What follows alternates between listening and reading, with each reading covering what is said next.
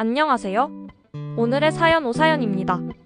여러분의 사연을 각색해서 들려드립니다. 등장인물들은 모두 가명을 사용하였습니다. 그럼 오늘의 사연 시작하겠습니다. 저는 올해 32살의 남자입니다. 제가 겪은 일은 정말 드라마보다 더 극적이고 충격적인 일이었습니다. 지금 생각해도 그 순간이 생생하게 떠오르는데 여러분께도 제 이야기를 들려드리고 싶어서 이렇게 사연을 보냅니다. 제 인생에서 가장 분노했던 순간이자 동시에 가장 후련했던 순간이기도 합니다. 일단 제가 어떤 상황에 있었는지부터 말씀드려야겠네요. 저는 작은 회사에서 과장으로 일하고 있고 아내 지은이와 결혼한 지 3년이 되었습니다. 지은이는 저보다 2살 어린 30살인데 정말 예쁘고 상냥한 여자라고 생각했습니다. 결혼 전에는 정말 다정했고 저를 잘 따라주는 모습이 너무 좋았어요. 문제는 결혼 후에 시작되었습니다. 지은이가 임신을 했는데 장인어른과 장모님의 반응이 이상했습니다. 보통 첫 손주가 생기면 기뻐해야 하는데 두 분 모두 별로 좋아하지 않는 기색이었어요. 너무 일찍 생긴 게 아니냐는 식으로 말씀하시더라고요. 더 이상한 건 지은이의 반응이었습니다. 임신 사실을 알았을 때부터 계속 우울해하고 기뻐하는 기색이 전혀 없었어요. 아직 준비가 안 됐는데 라며 계속 걱정만 했습니다. 저는 괜찮다, 우리가 잘 키워보자며 위로했는데 지은이는 시큰둥한 반응만 보였습니다. 임신 초기에는 더욱 이상한 일들이 많았습니다. 장모님이 자주 와서 지은이와 둘이서 심각한 대화를 나누곤 했어요. 제가 다가가면 대화를 중단하고 별거 아니야 라며 얼버무리곤 했습니다. 장인어른도 만날 때마다 사위, 아이 키우는 게 쉬운 일이 아니야. 정말 감당할 수 있겠어? 라는 식으로 말씀하셨어요. 임신 2달 차쯤 되었을 때 정말 충격적인 일이 있었습니다. 지은이가 갑자기 배가 아프다며 병원에 가자고 했어요. 급히 병원에 갔는데 의사가 유산기미가 있다고 하더라고요. 다행히 큰 문제는 없었지만 절대 안정을 취해야 한다고 했습니다. 그런데 이상한 건 지은이가 별로 걱정하지 않는다는 점이었어요. 오히려 이럴 줄 알았다는 식이었습니다. 저는 정말 걱정돼서 회사도 자주 조퇴하고 지은이를 극진히 돌봤는데 당사자인 지은이는 무덤덤했어요. 임신 3개월 차에 또 비슷한 일이 일어났습니다. 이번에는 더 심각해서 입원까지 했어요. 의사가 정말 조심해야 한다, 스트레스를 받으면 안 된다고 당부했습니다. 저는 지은이가 스트레스 받을 만한 일이 뭐가 있나 생각해봤는데 딱히 떠오르는 게 없었어요. 그때부터 장인장모님의 태도가 더욱 이상해졌습니다. 병원에 문병을 와서도 별로 걱정스러워하지 않고 오히려 이런 일이 생기는 것도 다 이유가 있는 법이라는 식으로 말씀하시는 거예요. 저는 무슨 의미인지 몰랐지만 뭔가 석연치 않다는 생각이 들었습니다. 임신 4개월 차에 성별을 알 수 있게 되었는데 딸이라고 하더라고요. 저는 정말 기뻤는데 지은이와 장인장모님의 반응은 또 차가웠어요. 딸이면 어쩌나 했는데 역시 딸이네라며 한숨을 쉬시는 거예요. 저는 딸이든 아들이든 소중한 우리 아이인데 왜 그러시나요? 라고 물었더니 사위는 몰라도 되라며 대화를 끊어버리셨습니다. 임신 중기부터는 지은이가 더욱 예민해졌어요. 제가 아이용품을 사오거나 아이 이름을 생각해보자고 하면 짜증을 내며 아직 일러라고 했습니다. 태교도 별로 신경 쓰지 않고 임산부 요가나 태교 음악 같은 것도 전혀 관심이 없었어요. 임신 7개월쯤 되었을 때 우연히 장모님과 지은이가 통화하는 것을 들었습니다. 아직 늦지 않았어, 지금이라도 라는 장모님 목소리가 들렸는데 지은이가 엄마, 이미 늦었어, 이제 어쩔 수 없어라고 대답하는 거예요. 무슨 의미인지 몰랐지만 뭔가 이상하다는 느낌이 강하게 들었습니다. 임신 8개월에 접어들면서 지은이의 행동이 더욱 이상해졌어요. 아이용품을 사러 가자고 해도 아직 일러라고 하고 산부인과 정기검진도 혼자 가겠다며 저를 데려가지 않으려 했습니다. 저는 남편으로서 같이 가는 게 당연하지 않나라고 했더니 괜찮다, 별일 없어라며 계속 거부했어요. 그래도 중요한 검진에는 몇 번 따라갔는데 의사가 아기가 건강하게 잘 자라고 있다고 할 때마다 지은이의 표정이 어두워지는 게 보였어요. 보통은 기뻐해야 하는데 오히려 실망하는 것 같았어요. 정말 이해할 수 없었습니다. 임신 9개월에 접어들자 출산 준비를 해야 한다고 생각했는데 지은이는 여전히 소극적이었어요. 신생아 용품도 최소한만 사고 산후조리원도 필요 없다며 가지 않겠다고 했어요. 장인 장모님도 그런데 돈 쓸 필요 없다며 지은이 편을 들었습니다. 드디어 출산일이 다가왔습니다. 지은이가 진통을 시작해서 병원에 입원했어요. 저는 정말 설레고 떨렸는데 지은이는 오히려 절망적인 표정이었어요. 왜 그래? 곧 우리 딸을 만날 수 있는데 라고 했더니 그게 문제야라며 한숨을 쉬더라고요. 출산 당일 저는 수술실 앞에서 기다리고 있었습니다. 장인 장모님도 와 계셨는데 두 분 모두 표정이 어둡기만 했어요. 다른 가족들은 설레고 기뻐하는데 우리 가족만 장례식장 분위기였어요. 정말 이상했습니다. 몇 시간 후 드디어 수술이 끝났습니다. 간호사가 나와서 산모도 아기도 건강합니다라고 알려주었을 때 저는 정말 기뻤어요. 그런데 장인 장모님은 오히려 한숨을 쉬시더라고요. 결국 이렇게 되는구나라며 중얼거리셨습니다. 곧이어 지은이가 회복실에서 나왔습니다. 저는 바로 달려가서 고생했어. 우리 딸은 어때? 라고 물었어요. 그런데 지은이의 대답이 충격적이었습니다. 미안해. 정말 미안해. 라며 눈물을 흘리더라고요. 왜 미안해? 건강하게 나았는데? 제가 물어보니까 지은이가 더 큰 소리로 울면서 모든 게 다 거짓말이었어 라고 말하는 거예요. 무슨 소리인지 이해할 수 없었습니다. 그때 장인어른이 제 어깨를 잡으며 사위야, 우리가 할 말이 있다고 하시더라고요. 장모님도 이제 말해야겠어라며 심각한 표정을 지으셨습니다. 저는 무슨 일인지 몰라서 당황했어요. 사실은 장인어른이 말씀을 시작하려는 순간 갑자기 분만실에서 간호사가 아기를 안고 나왔습니다. 아빠, 딸 보러 오세요라며 제게 아기를 보여주었어요. 아기를 보는 순간 저는 온몸에 전율이 흘렀습니다. 정말 예쁘고 건강해 보이는 제 딸이었어요. 그런데 이상한 점이 하나 있었습니다. 아기의 피부색이 조금 달랐어요. 저와 지은이 모두 하얀 편인데 아기는 조금 까무잡잡했어요. 피부색이 좀 다른데?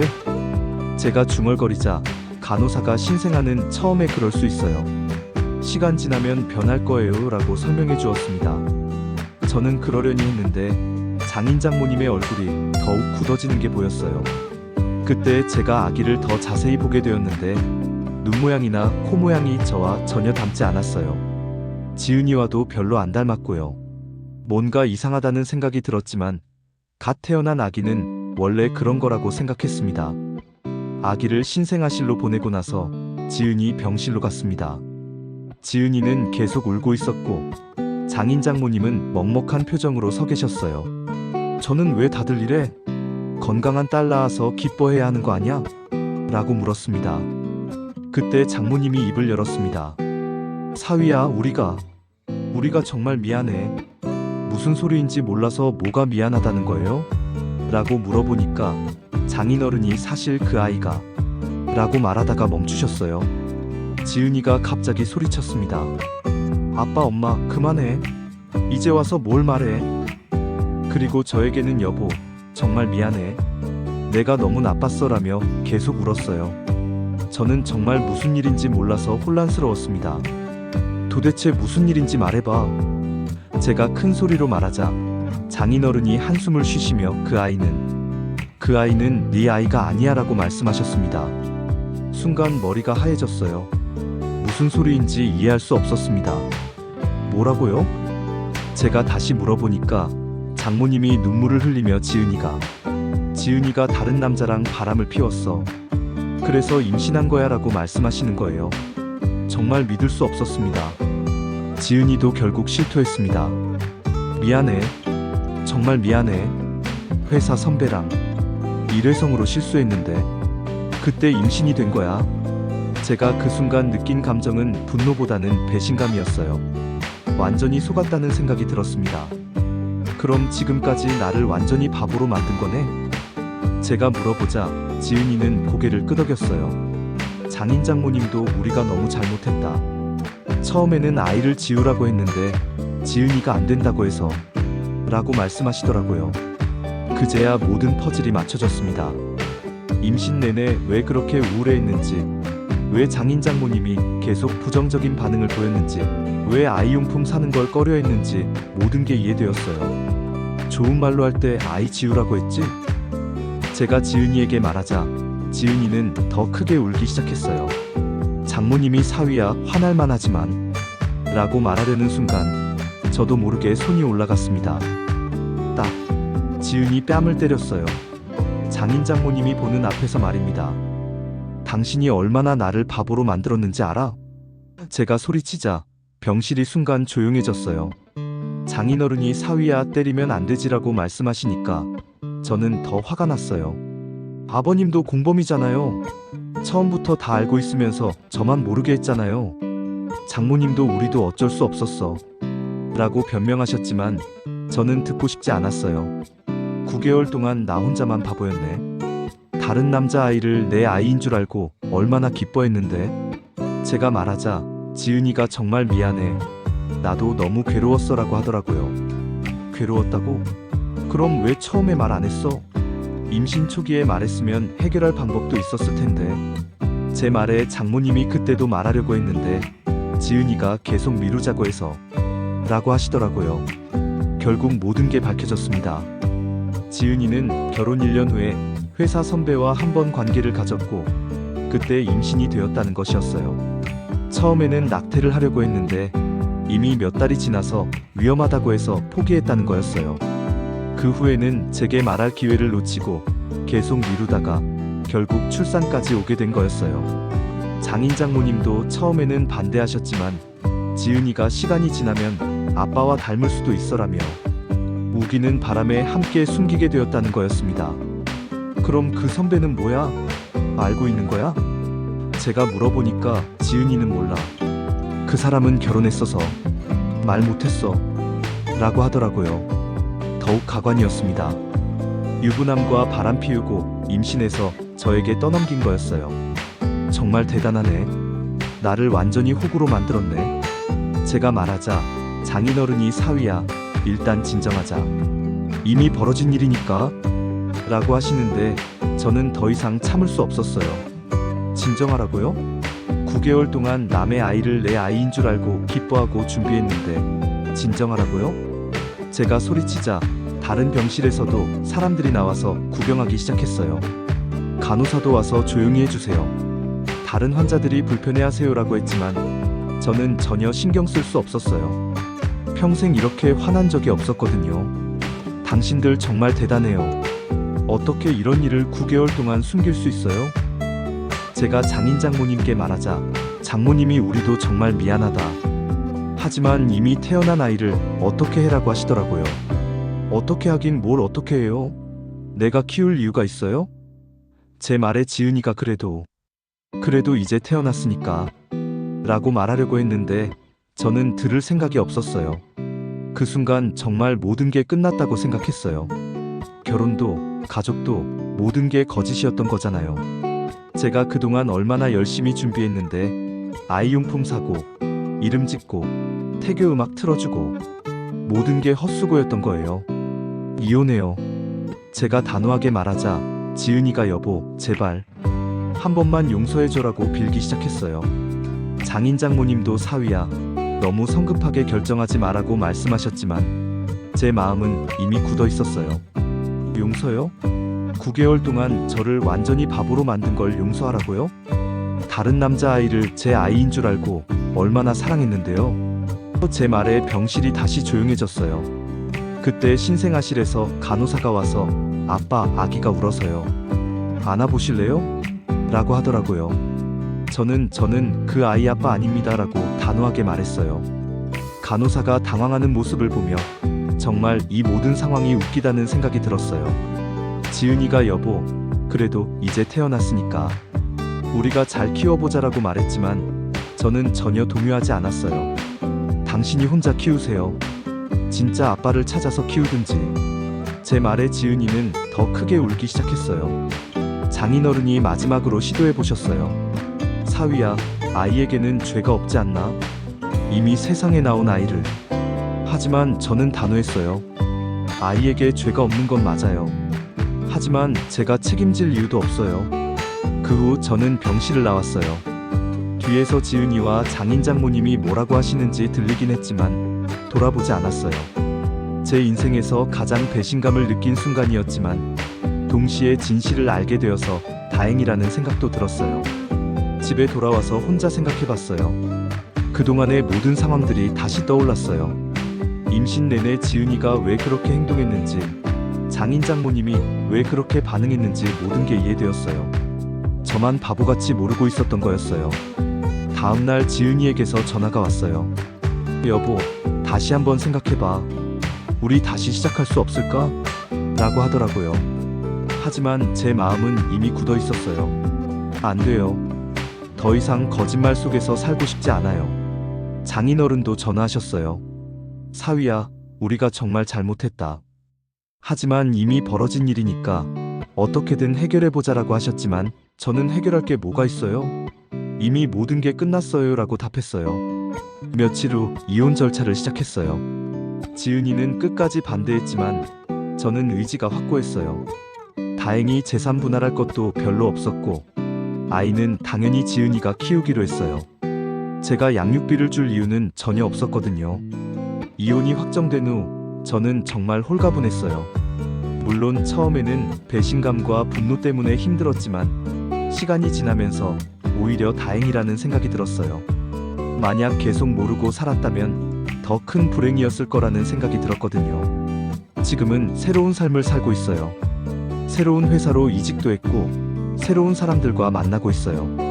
물론 결혼에 대한 트라우마가 있어서 쉽게 연애하지는 못하고 있지만 언젠가는 진정으로 사랑할 수 있는 사람을 만날 거라고 믿어요. 가끔 지은이에게서 연락이 와요.